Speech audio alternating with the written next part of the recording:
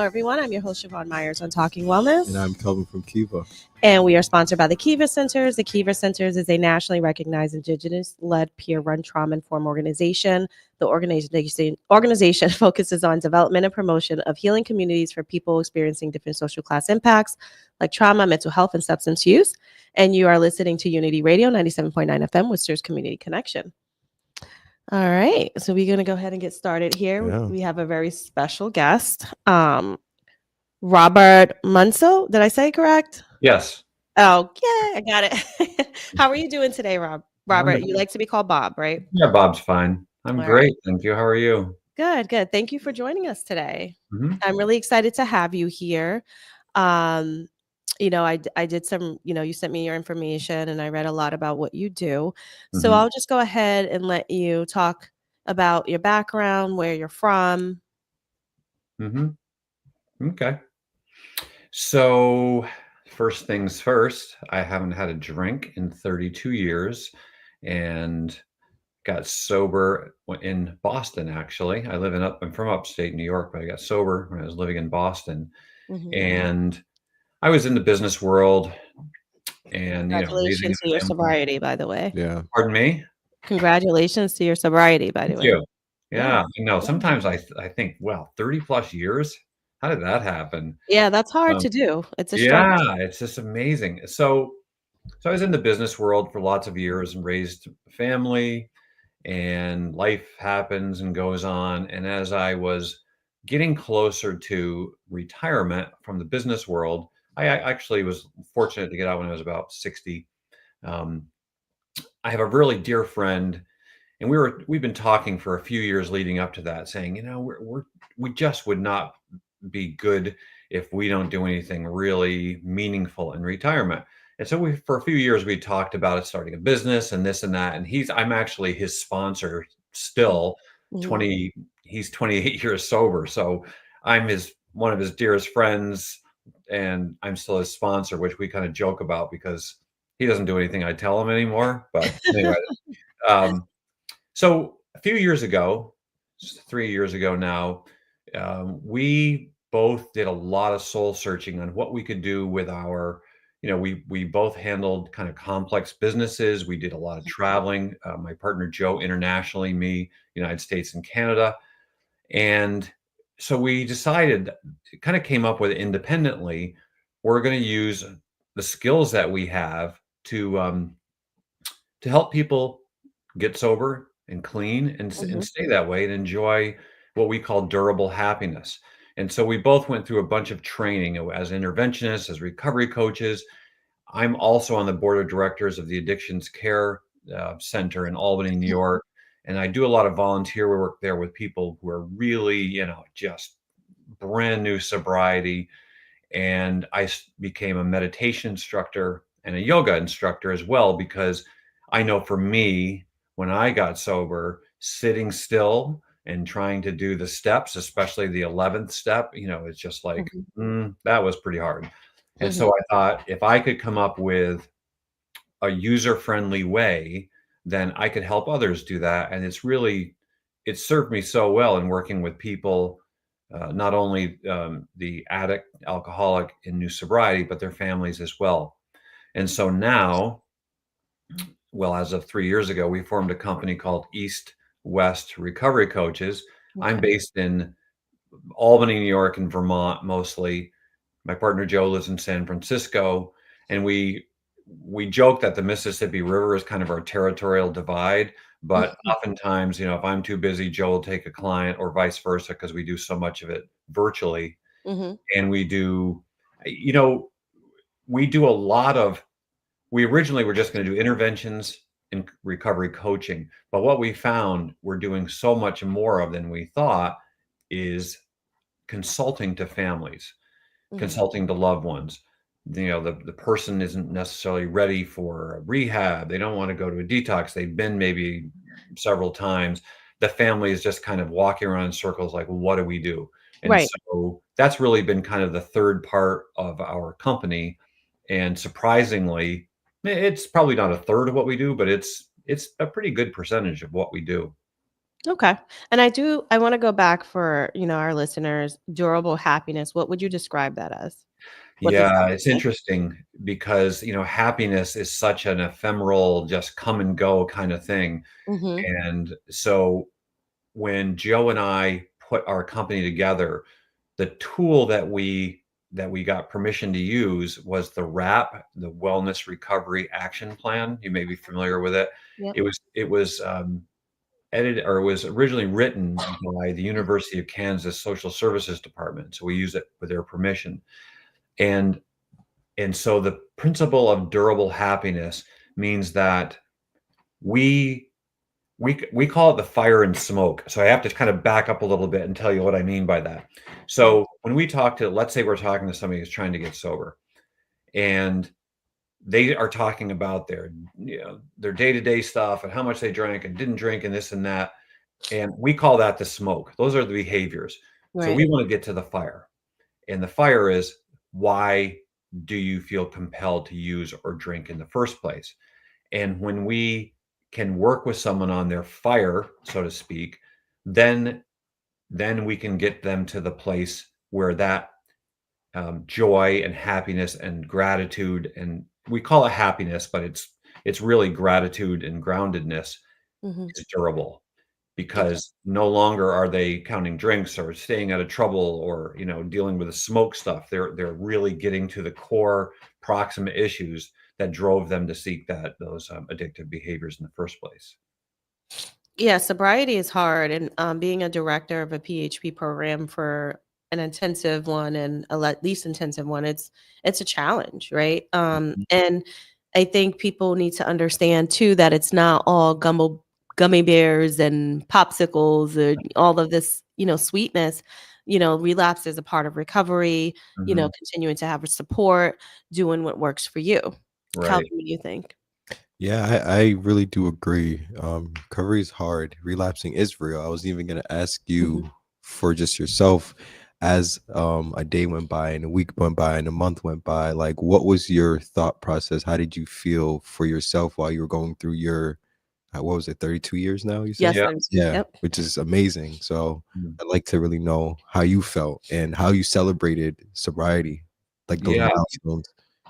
It's so interesting. When I first got sober, and I went to 90 meetings in 90 days, right? I went very AA, and I heard all these people's stories of their bottoms, and I thought, God, mine is so cupcake. I had all the same things, Mhm. but my version just didn't seem. I had my last drink at this fancy holiday party at the Four Seasons in Boston, and it Mhm, just I felt like an imposter, right? When I first got sober. And then I heard people talk about living two lives, the life that they wanted to show and the life that they really felt, the demoralization, all those things that go with it. And it's like, okay, I can identify with that.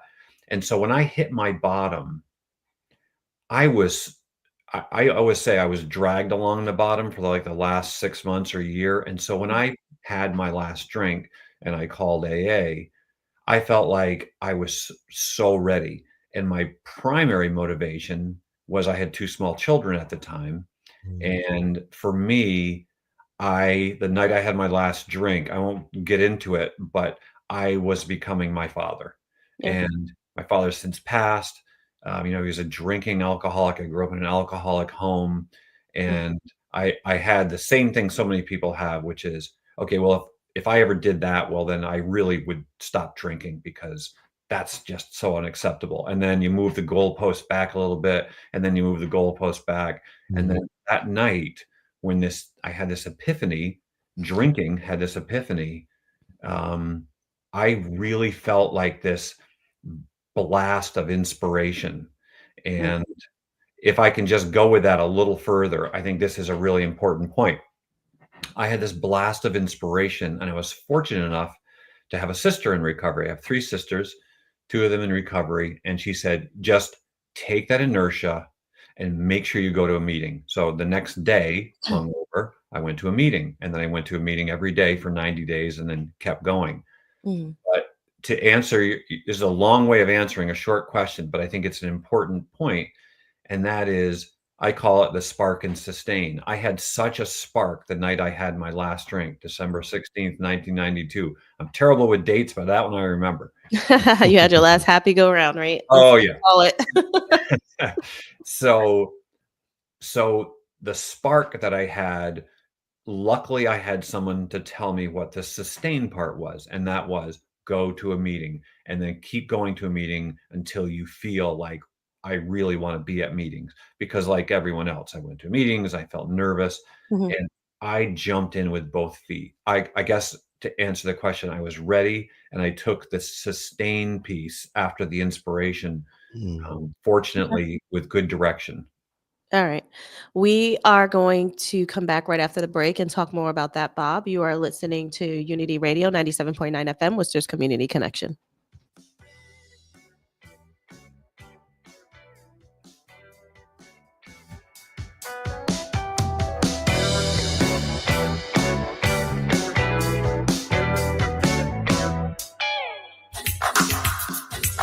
Unity Radio. It's the hangout talk, just kicking around. We discovered a love that had never been found. Worcester, we got you.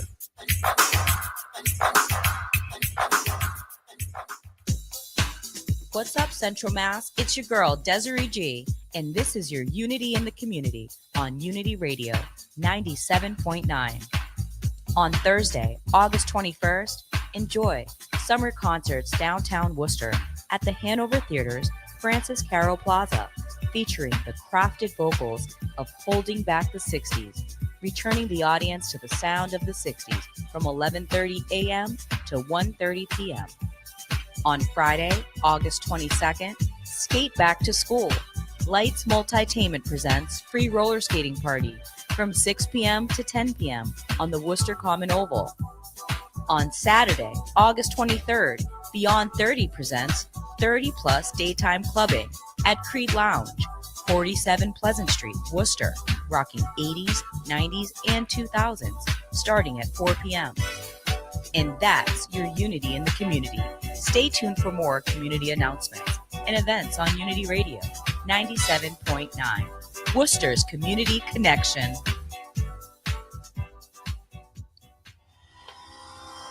Hi, I'm Siobhan Myers, your host on Talking Wellness, presented by the Kiva Centers on Unity Radio 97.9 FM.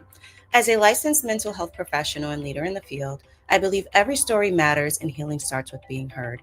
Whether you're navigating life's challenges or lifting others through theirs, I'm here to explore the paths of mental health, recovery, and wholeness. Tune into Talking Wellness on Unity Radio 97.9 FM every Tuesday from 5 to 6 p.m. for honest conversation and inspiration.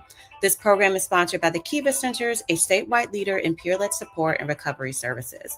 From Worcester to Western Mass, Kiva is lighting the way forward. Talking Wellness, every voice, every journey. Speak up, be heard, and of course, be well. Hi, I'm Siobhan Myers, host of Talking Wellness, and you're listening to Unity Radio 97.9 FM, Worcester's Community Connection.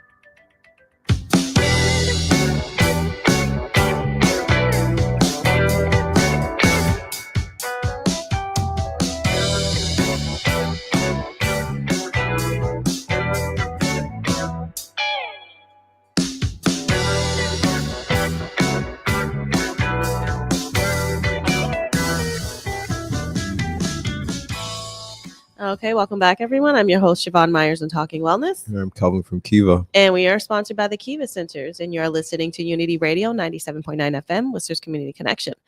And Bob, are you there? There we go. I'm here. Welcome back. Thank you.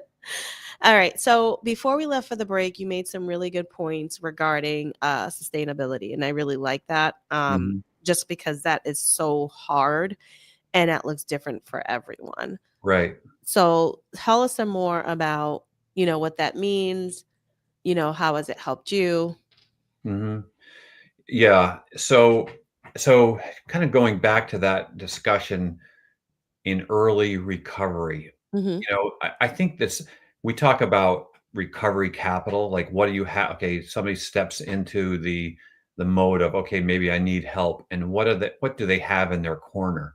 Right. I was so lucky because like I said, I had a sister who was in recovery. Hmm. Even though I had 2 small children, my wife at the time, since divorced later, but my wife at the time was so happy that I was doing something about my drinking. She's like, "Go ahead, go to meetings in the evening." So I was fortunate that I could go to noontime meetings and evening meetings.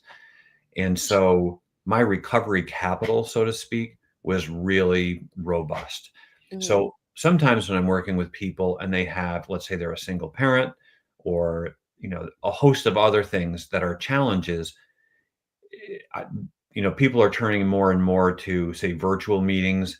And I'm fortunate that I went all in-person meetings because it was 32 years ago and there weren't any Right. virtual meetings. People still smoked in meetings back then, Siobhan. That's how long that Oh, was. oh My wow. first job at a meeting was picking up ashtrays. So yeah, I Oh think that makes boy. me an old timer. Yeah. Crazy. Yeah. But the idea when I see people now and I ask them what they have for recovery capital, I don't use those words, but I ask them the questions. So many people don't have that running start with support. Hmm. So, for the sustainability piece, my partner and I say we're endlessly creative. We Hmm. have to come up with things where people can feel plugged in. They have to feel all the things that that work in recovery. The small goals. They have to have. We tell everyone you really, really should have. We call it the three-legged stool. You should have a Yep. therapist, a sponsor, and ideally a recovery coach. Mhm. And most of those things, if you have to, you can do virtually. So to sustain where you have a lot of recovery capital like I did, it's kind of easy, quite honestly. You just, Mhm. if you want it, and I wanted it. So we try and work with people who maybe sometimes have it, and the ones that don't.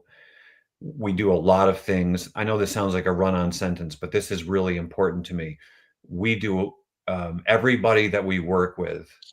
This is non-intervention. This is coaching, or after they come out of a rehab, we and they end up with a toolbox, and the toolbox is really key to the sustainability piece because, as you know, Right.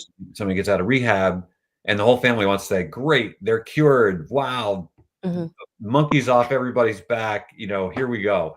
And Mhm. I have to explain to the family, as I'm sure you do, Yeah. okay, this is the beginning. And so the tools I work with people are the other essential ingredients to sustainability. Things like breath work, things Mhm. like, and people say, I can't meditate. I'll say, okay, let's not meditate. Let's just do breath work. And then I'm getting them to meditate without knowing they're meditating. Right. Movement, sleep hygiene, we call it base camp. It's like the basics. Are you sleeping? Right. How much sugar and caffeine are you taking in? What are you Abs- listening to? All those types of things. And that turns the volume down on the old neural pathways and thinking and turns the volume up on that sustainability element. Yeah, and that's interesting too because a lot of families do think like the person who's coming out of recovery is healed or we fixed them or we took care of them.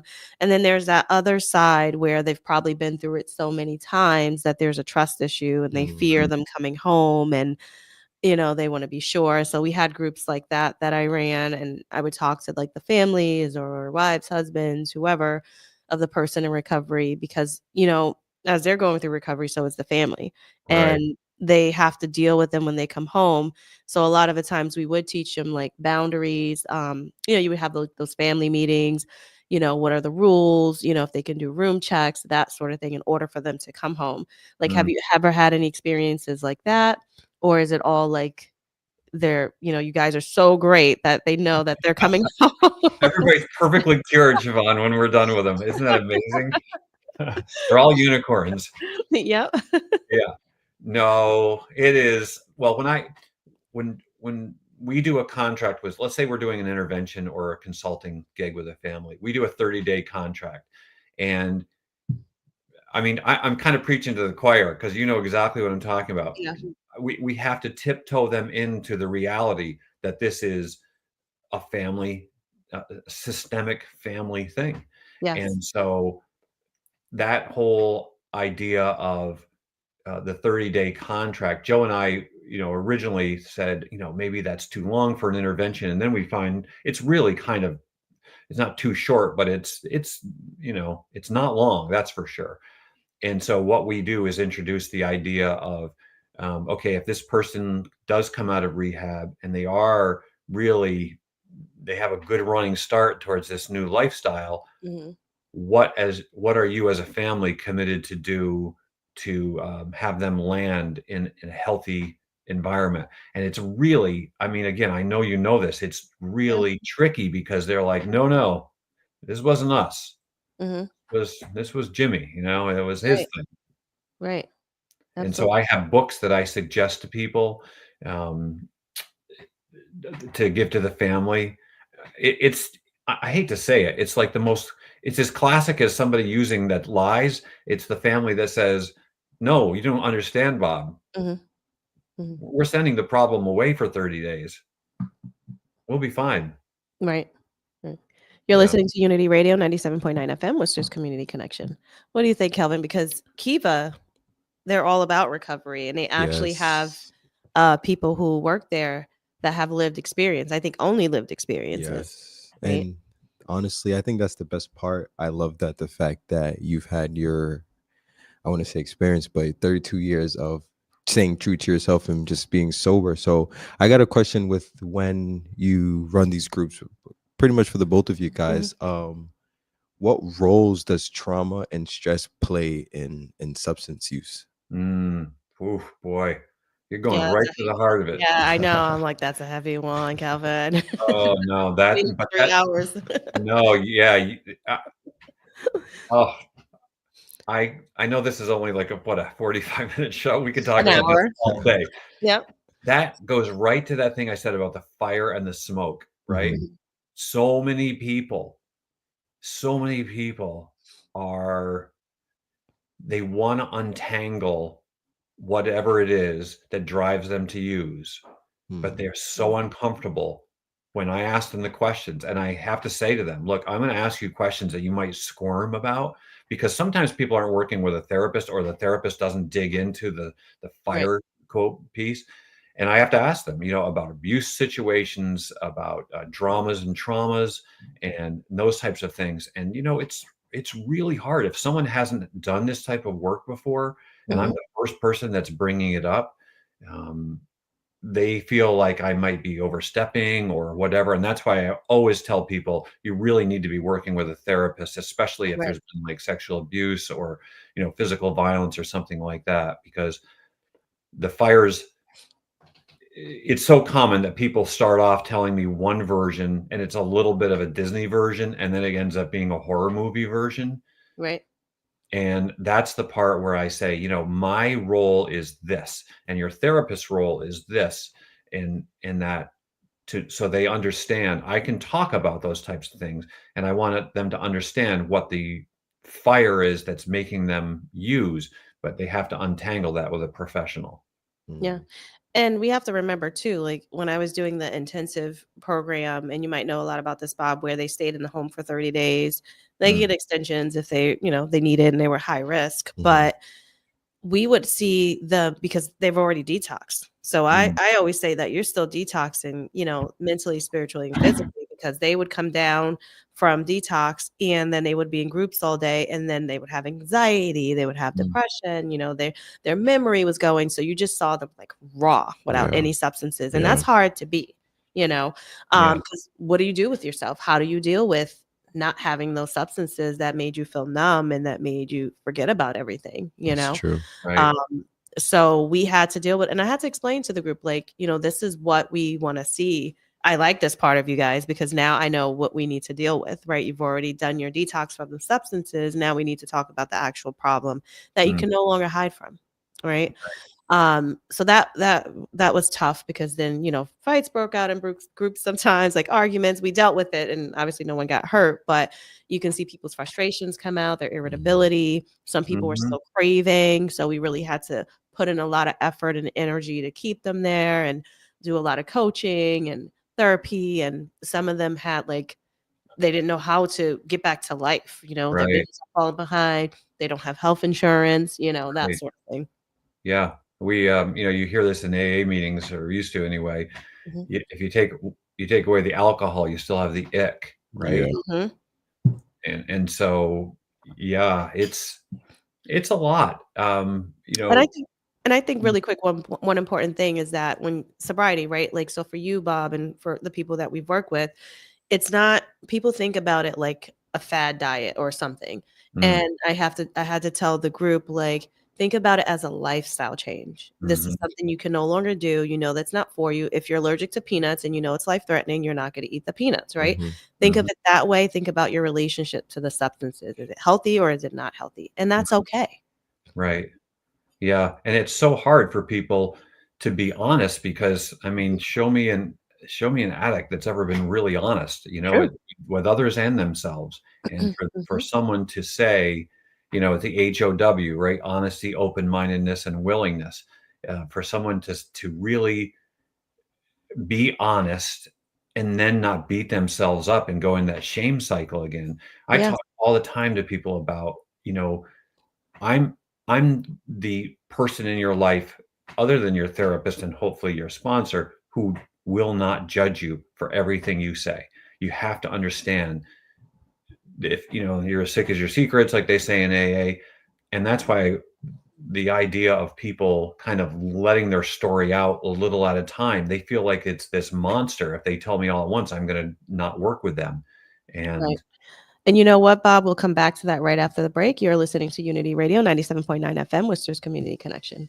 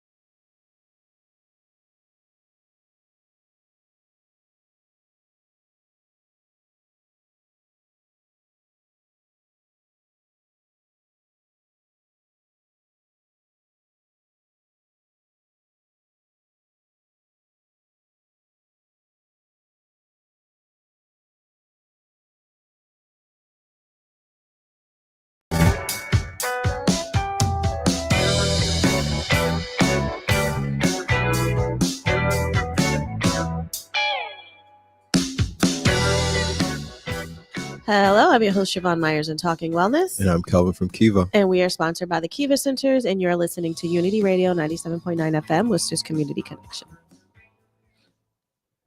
All right. all right. Bob, welcome back. Thank you. All right. So we left off on some really great stuff. We were talking about, people who are recovering from substances, just being honest about their situation and how they're feeling. Um, and you talked about that being some sort of monster. Mm, yeah. Mhm. So go ahead. Sorry. No, go ahead. Well, so one thing that I found that is really an important way to deal with people is, so let's say we're getting into something like that and it's a little bit heavy or whatever. I have found, and Joe does the same thing, my partner.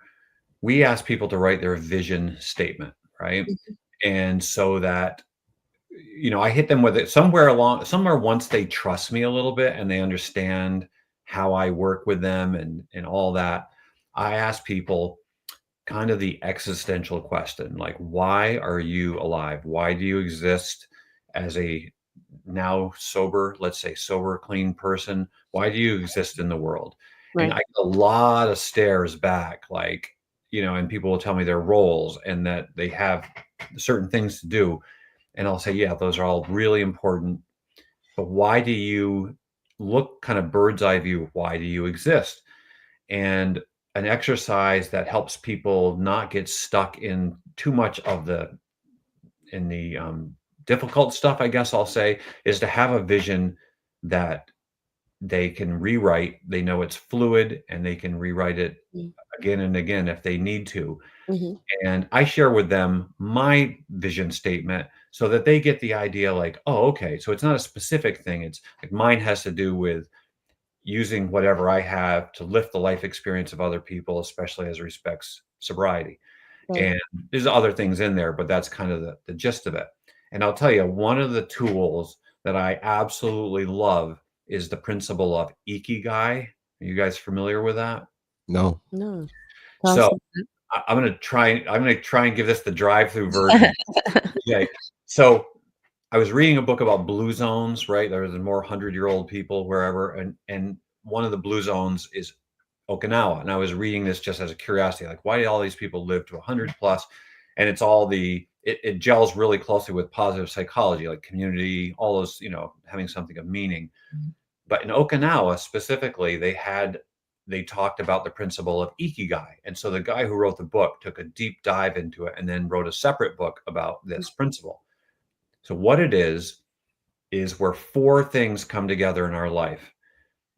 And it's four circles. The circles are what I love to do, Mhm. what I'm good at, what the world needs, and what I can be rewarded for. Okay. What I love to do, what I'm good at, what the world needs, what I can be rewarded for. And the confluence of all four of those circles is your ikigai. So, Mm. for example, I'm now doing what I'm doing. I absolutely love it. I'm fortunate that I can do it in retirement. I don't need to count on it for income, but I do charge people. And so my reward is both monetary and also just the incredible satisfaction of helping somebody get that sustainable happiness and sobriety. And so I went through that exercise. And when I help people do that exercise, it's not a fast thing because they're doing each one of those categories as like a worksheet or meditations. It could be several weeks on each page because it's not necessarily about changing your job and going to a mountaintop and meditating. It's Right. about what where does where do you feel lit up? Mhm. And some of the examples of the people in their ikigai in this Okinawa situation were some people were gardeners and they absolutely loved it. And, it checked every box for them. And sometimes I'm working with people who are, in their career and they're raising kids and they're not changing anything as far as like their job and their all that type of thing. And so it's not like they can't really shift gears, say vocationally or whatever, Mhm. but they can start using their strengths to possibly help others, volunteer, right? Mhm. And that meshes really well with positive psychology, which I try and always infuse in there as well. We do strengths-based tests kind of as an adjunct to that. But that principle of ikigai and why do you exist it takes people to that higher kind of beacon on the hill mode when sometimes just staying down in the trauma piece and talking about that can be too much. Mhm. Right. That's a mouthful, isn't it? Yeah, definitely. Yeah. Okay. Well, I wanted to ask you about East West Recovery Services, Yeah. right? And tell us a little bit about, those services you guys offer, your mission, what makes you guys unique Hmm. Yeah. So from the other places. yeah, East West recovery coaches, and so when Joe and I started this company, we spent so much time saying, okay, when we pick up the phone Hmm. for any service, what is our best possible outcome? And things like, there's another person that I talk to, they don't give me a cookie cutter solution, that all these things. And we read about companies like Patagonia and other companies that had really successful customer service, great products, whether it was an actual physical product or a service. And when we modeled our company, we said Hmm. two things: we're going to stand for excellence, and we're going to stand for creativity. And the other thing since then is we're not letting anybody else in, because we've had a lot of people ask to join us, and we know our secret sauce is Joe and I. So, for instance, I'm working with somebody now that's been to detoxes and rehabs and just one after another, and this person really, really wants it, but they don't want to go through, in their words, the fiery hell of detox and rehab again. And so I'm very familiar with work with psychedelics, in jurisdictions, say outside the country or in Oregon or wherever, where it's legal. Uh, Hmm. I'm very familiar with TMS, right? For some people who have treatment-resistant depression along with substance use disorder. And so Joe and I try and take each person's unique story. We don't take a lot of clients. We take typically one or maybe two at a time. We try not to do any more than that, because we really want to hear, like, what would work for them Hmm. based on our our network of people and our knowledge of things that we know might have worked for other people. Dharma recovery Right. for some people. I'm not a huge fan of smart recovery, but that works for some people. Some people just say, AA, nope, it's just not my thing. So we have to look at other things. So to answer your question, Siobhan, it's really trying to be so concierge, hands-on, creative, that when people leave, they're like, okay, well, that was way better than I expected. Right. Because it can be scary. You're listening to Unity Radio 97.9 FM, which is community connection. It can be a scary thing going through recovery, especially, not, because then you realize what you've left behind the whole time while using. Mm, But it sounds like you guys offer some fantastic services and that you really dedicate time and effort to a small group of people rather than having a large group of people where you're spread thin mhm. and they're not getting that and really that true individualized, attention that they would need for recovery. Right. Yeah, we just find, like I said, that's we based it on what we would have wanted when we were walking around in circles, like, what the heck do we do now, right? Mhm, mhm. And we would want metaphorically or otherwise someone to hold our hand and say, okay, this is what really makes sense. I want you to do this now. So that's what we do for other people. Okay. Yeah. You have a question, Calvin? Yeah, so relapse is obviously something that happens Mhm. in journey of recovery. How do you kind of help somebody get back to that track without feeling shame? And then, like, it's kind Right. of a two-part question. And I understand that you do meditation and yoga. What Mhm. are the certain things that you do on a daily to kind of like get you back on track to not really help you fall Yeah. off? Yeah. Yeah. Good question. So I'm going to answer the second part first. Hmm. So I have, it's so funny, like my daily habits at one time in life, like, oh my God, I used to actually do that, get up and slam 2 cups of black coffee and race off to work. And when I smoke cigarettes, have a cigarette. And, that was my daily routine. That was a long time ago. My daily routine now to keep me on the beam is sleep hygiene to start. Mm, Literally upon waking, I do a gratitude list that I state either out loud or to myself. I then do a meditation every day. I'm a yin yoga instructor, so I do yin yoga, which is, I don't know if you're familiar with it, but it's no. very meditative yoga. You hold your postures for 3, 4, 5 minutes and do breath work with it. Mm. It's so great, especially for like the aging body. I'm an athlete and everything, and so good for that. And it really calibrates the brain for the day. So that's And my you know, practice, along with the work I do, which keeps me plugged in. Okay, now I'm going to show my age. I can't remember the first part of your question. it's okay. You know what? We have to go to a break. We'll be back. You're listening to Unity Radio 97.9 FM, Worcester's Community Connection.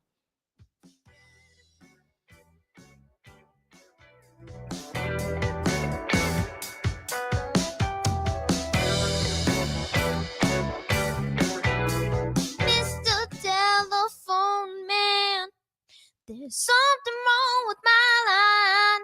What's up, Worcester? I'm Angela Gray, and you're listening to Unity Radio 97.9, Worcester's Community Connection. When I dial my baby's number, I get a click every time. The City of Worcester and Downtown Worcester Business Improvement District present the 2025 Out to Lunch Festival and Farmers Market. This annual event is back, and this year it's bigger and better than ever. Join us every Wednesday from June 18th through August 20th, 11 a.m. to 3 p.m. on the Worcester Common Oval for live music, food trucks, local art, handmade goods, an expanded farmers market, and lots more. It's free, fun, and all about community. Learn more at outtolunchworcester.com. Hi, I'm Ernie Floyd, host of the Unity in the Community Show on Unity Radio 97.9. Join me and my guest as we discuss topics on embracing our diverse cultural communities, the music, the arts, and healthy lifestyles. I'm Ernie Floyd, host of the Unity in the Community Show, Wednesdays at 3 p.m. on Unity Radio 97.9, Worcester's Community Connection. Hi, I'm Siobhan Myers, your host on Talking Wellness, presented by the Kiva Centers on Unity Radio 97.9 FM. As a licensed mental health professional and leader in the field, I believe every story matters and healing starts with being heard. Whether you're navigating life's challenges or lifting others through theirs, I'm here to explore the paths of mental health, recovery, and wholeness. Tune into Talking Wellness on Unity Radio 97.9 FM every Tuesday from 5 to 6 p.m. for honest conversation and inspiration.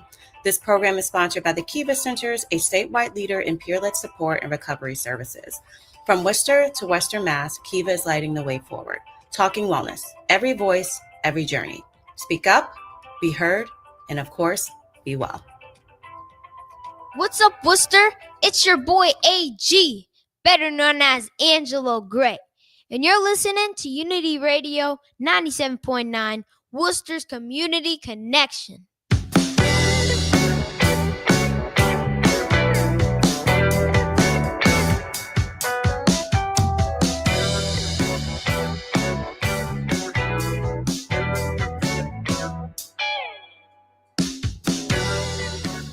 Hi, everyone. I'm your host, Siobhan Myers on Talking Wellness, And I'm Kelvin from Kiva. and we are sponsored by the Kiva Centers, and you're listening to Unity Radio 97.9 FM, Worcester's Community Connection. All right. All right, Bob, welcome back. Okay. Do you remember the question now or no? No. Yeah, the question was, so relapse being something that Oh, can yeah. happen quite often in the Mhm. recovery process. How do you kind of like help somebody get back to that momentum without feeling shame? How do they get back to that recovery path? Yeah, great question. Oh, man. And the bullseye that you said, Calvin, shame. I mean, holy mackerel. If we could pull shame out of everybody's being, right? Probably Yeah. cure half the world. Yeah. So the thing that I had mentioned to you that I use with clients, the WRAP, the Wellness Recovery Action Plan, walks people through what's going on in their life when they feel good, all the way through to the very end of that WRAP is relapse prevention and then crisis management. And so what the form does is it helps it helps the person together or separately write down, what do I feel when I'm thinking about, let's say, picking up a drink or using. Mhm. And it's a really hard thing for people because they don't want to admit these are the signs, right? I call them the flashing red lights. Here's a flashing red light. I'm whatever, going to old neighborhoods. I'm just doing things I shouldn't be doing. And so when people do relapse and I'm working with them, I try and tell them, look, remember, I'm the person who doesn't judge you. Let's just look at this. If let's say they hadn't gotten to that far in their rap yet, they hadn't written it all out, Mhm. because the rap really does help mitigate relapse. But Mhm. if they do, I say to them, okay, tell me right now, did you learn anything from that experience? And people will say, after they get done beating themselves up and can open up a little bit, knowing that I'm not piling on the shame and all that, Mhm. Right. you might say something like, okay, such and such. Yeah, well, I knew this 2 weeks ago when I such and, whatever behavior. And Mhm. so we'll write those things down. Let's say, like I say, they hadn't got that far in their rap. We'll write that down. Okay, flashing red light. I just drove through my old neighborhood. I just drove by the old liquor store. I just called somebody that I shouldn't have called. Those are those things that will help them. And so we try and glean all the wisdom that we can from that relapse. I mean, those are triggers too, right? So, Oh, like, we always yeah. tell people, like, you relapse, like, maybe a week or 2 ago before you even touch the substances because, like Yes. you said, because of those behaviors. So we Right. try to teach them, like, you relapse mentally, Yeah. you know? And that's a great point, Siobhan. And the part before, the early part of the rap is trigger identification. Mhm. So, people have done it where they write all these things down. This is what I do when I'm feeling great. These are my triggers. These are the warning signs. This is my relapse prevention. This is my crisis management. And they still do it.